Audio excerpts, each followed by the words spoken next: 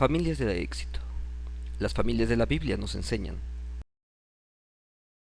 El nacimiento de Samuel. Hubo un varón de Ramataim, de Sofim, del monte de Efraín, que se llamaba Elcana, hijo de Jeroam, hijo de Eliú, hijo de Tou, hijo de Suf Efrateo. Y tenía él dos mujeres, el nombre de una era Ana, y el de la otra Penina. Y Penina tenía hijos, mas Ana no los tenía. Y todos los años aquel varón subía de su ciudad para adorar y para ofrecer sacrificios a Jehová de los ejércitos en Silo, donde estaban dos hijos de Eli, Ofni y Finés, sacerdotes de Jehová. Y cuando llegaba el día en que Elcana ofrecía sacrificio, daba a Penina su mujer, a todos sus hijos y a todas sus hijas, a cada uno su parte. Pero a Ana daba una parte escogida, porque amaba a Ana, aunque Jehová no le había concedido tener hijos. Y su rival la irritaba, enojándola y entristeciéndola, porque Jehová no le había concedido tener hijos.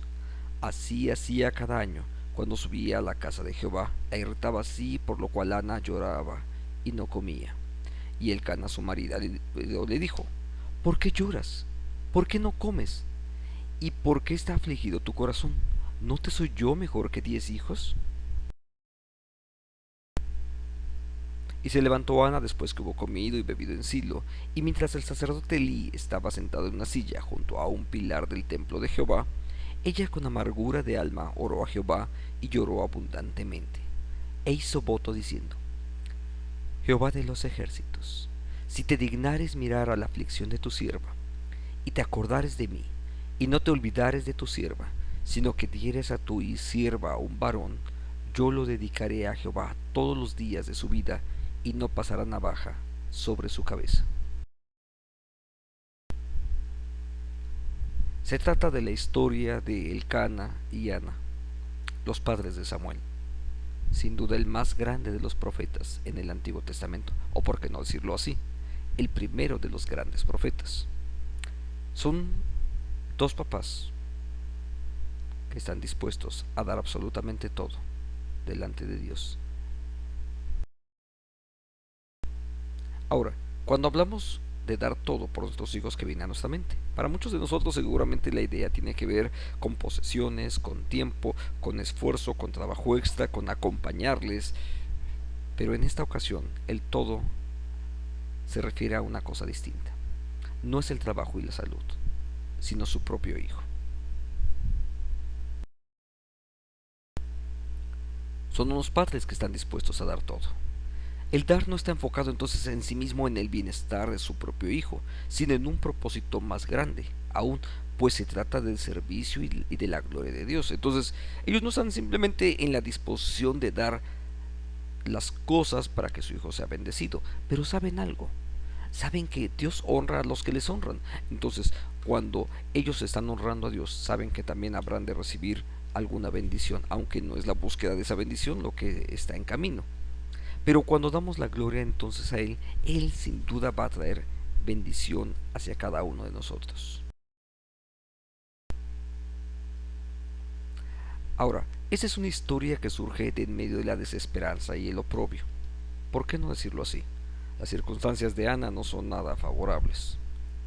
Está experimentando situaciones muy complicadas, de dolor, de desprecio, en fin. Pero nos muestra parte de una de las iniciativas de parte de Dios. Dios actúa siempre o mayoritariamente desde la periferia, es decir, al pueblo que no era escogido, o gente sencilla como pescadores de Nazaret. De en medio de todo ello, Dios construye oportunidades. Muchas de esas historias de la Biblia realmente son así. En medio de la desesperanza, en medio del rechazo, en medio de la burla, ahí Dios actúa. Ahora, esto ocurre para que todos quedemos incluidos. Todos podemos experimentar en algún momento eso. Un poco de desaliento, de desesperanza, de saber que ya no hay para dónde caminar, de enfrentar la burla, el rechazo, en fin, de otras personas. Y en medio de todo ello Dios actúa. En situaciones de desesperanza o de oprobio, ahí es donde Dios se hace manifiesto. Veamos este texto. Por tanto, Jehová esperará para tener piedad de vosotros, por tanto será exaltado, teniendo, vea esta frase, teniendo de vosotros misericordia, porque baja es Dios justo, bienaventurados todos los que confían en Él. Y si en medio de la desesperanza que puede acompañar el tránsito de nuestras propias vidas, si en medio de ello nosotros aprendemos a confiar en Dios, sin duda Él habrá de traer bendición a nuestras vidas. La constante de Dios entonces es actuar contra toda esperanza. Cuando en medio de nuestras luchas y búsquedas nos damos cuenta que ya no tenemos a dónde más recurrir, entonces tenemos que aprender a confiar y a descansar solamente en Dios. Donde la razón nos dice que no es posible, allí es donde el Dios de los imposibles empieza a actuar, el cual da vida a los muertos. Qué increíble frase. ¿Cómo alguien puede dar vida a los muertos? Pues la verdad es que cuando estábamos muertos en nuestros delitos y pecados, cuando no teníamos nada que ofrecer delante de Dios, ahí es donde la gracia de nuestro Dios y Salvador se ha mostrado para traernos bendición a cada uno de nosotros. Y Él siempre lo hace así. Entonces, en el caso de Ana, ¿cuáles son las condiciones? Su esposo tiene una segunda mujer ya. Ana no tenía hijos. Entonces, aparte de que ella no tiene hijos, los hijos que hay en la familia son de la otra esposa. Y además sufre la burla de aquella otra mujer. Aquí es importante mencionar esto. En la Biblia, el orden también es importante. Y en la Biblia se menciona primero a Ana y después a Penina. Entonces esto nos lleva a un primer acercamiento. Ana es la mujer o la esposa oficial, formal de Elcana, mientras que Penina es la segunda esposa. Tienes razones para estar deprimida realmente. El hecho de que en la Biblia más de una ocasión se nos presenten también casos donde los personajes tienen más de una esposa, eso no implica que esa es la voluntad de Dios. Hay más de una historia en la Biblia y la historia en ese sentido nos habla con tanta veracidad y con tanta franqueza que el mensaje de Dios no trata de presentar superhéroes que nunca pecan, no, realmente nos los presenta como hombres y mujeres de carne y hueso con todos sus problemas, con todos los pecados que también llegan a cometer, y sin embargo Dios en medio de todo ello es capaz de traer bendición. Sin embargo, por supuesto que no es la voluntad de Dios que una persona pueda tener más de una pareja. El producto de la presión social en ese sentido sobre el Cana le hace generar la necesidad de buscar un descendiente. Entonces, él genera todo eso. Ahora, el hecho de que la presión social, de que todo el mundo lo haga, no necesariamente significa que eso es la voluntad de Dios. Es más, puede ser aceptado social, culturalmente. Es más, de pronto a algunas iglesias no le ven ningún problema. Y sin embargo, hay que ver si la Biblia también le da su aprobación o si la Biblia rechaza esto. Y por supuesto, cuando se trata de una segunda o de tercera esposas, etcétera, por supuesto que la Biblia también lo rechaza. Lleva sobre sí un problema para aquella época. En aquella cultura el no tener hijos era todo un estigma. Era considerada como alguien que posiblemente traía algún pecado por ahí oculto, ella o alguno de sus ascendientes posiblemente pecó, y esa es la razón por la cual no puede dar a luz.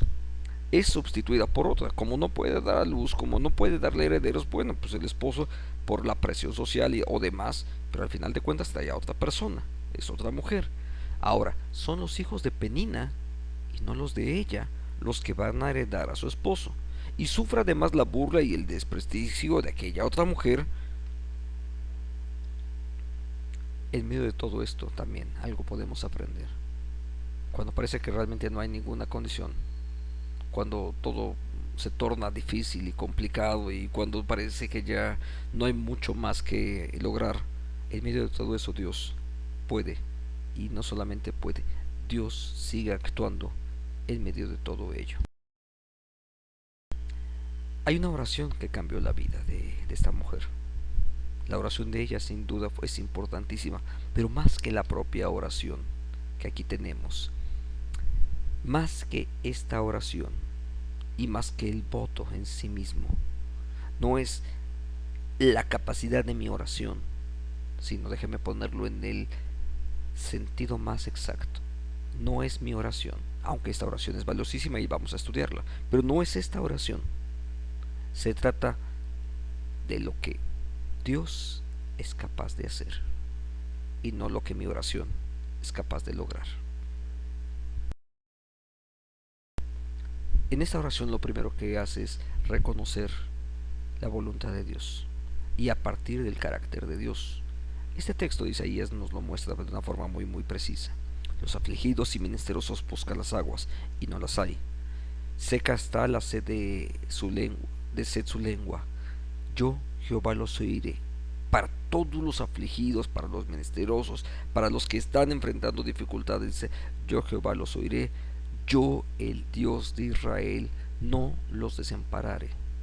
Dios siempre tiene cuidado acerca de esta gente que está enfrentando problemas, de cada uno de nosotros que de pronto parece que ya no sabemos para dónde caminar. A todos ellos Dios tiene una respuesta y Dios tiene bendición para con nosotros. Pero primero significa en nuestra propia oración, hacia el interior de nosotros mismos, saber con qué Dios estamos tratando, conocer su carácter. Y en ese sentido sabemos que el Dios nuestro nunca nos va a desamparar y que incluso Él va a tener cuidado y misericordia de los afligidos, de los menesterosos, de los que no tienen esperanza, para los que pueden reconocerse necesitados. Dios tiene una respuesta para ellos. Se trata en este caso la oración de un voto, y un voto es una promesa que se tiene que pagar. Podríamos resumir usando un poco los textos hebreos en este caso. Realmente la oración de Ana puede resumirse en una sola frase que dice así: dame un hijo para dártelo a ti. Y surgen las preguntas para nosotros. Eso de dame un hijo para dártelo a ti, dice uno, entonces ¿para qué lo quieres? Si de todos modos me lo vas a dar. Pero es que se trata de algo más. Uno, lo que recibimos no es nuestro, es de Dios. Y eso incluye mi propia vida, mis posesiones, mis hijos, mi esposa, no son míos realmente. De Jehová es la tierra y su plenitud, el mundo y los que en él habitan. Todas las cosas son de Dios. Y si las recibimos en calidad de mayordomos. Yo soy mayordomo de los hijos que Dios me ha dado. Soy mayordomo de la esposa que Dios me ha brindado. Del trabajo del ministerio que no es mío. Dios me lo dio. Y yo lo administro para la gloria de Dios y no para la mía.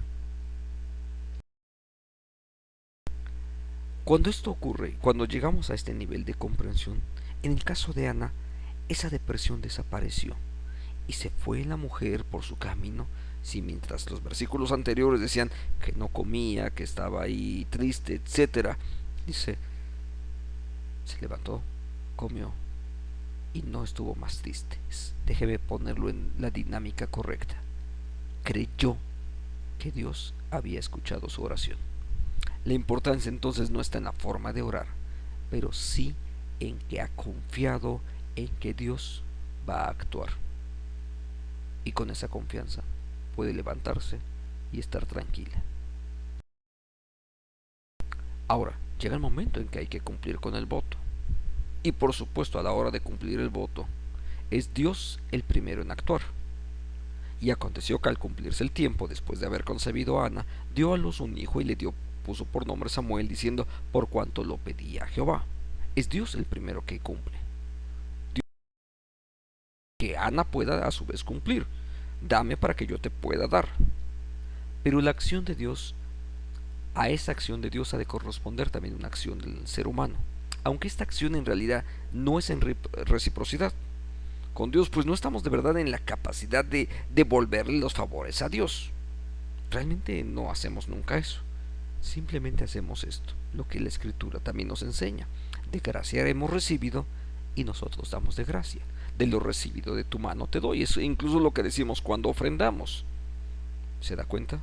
Realmente no estamos devolviendo ningún favor. Estamos dando de lo que Dios nos dio. Y en el caso de Ana es exactamente igual. Ella le va a dar a Dios de lo que Dios primeramente le dio a ella.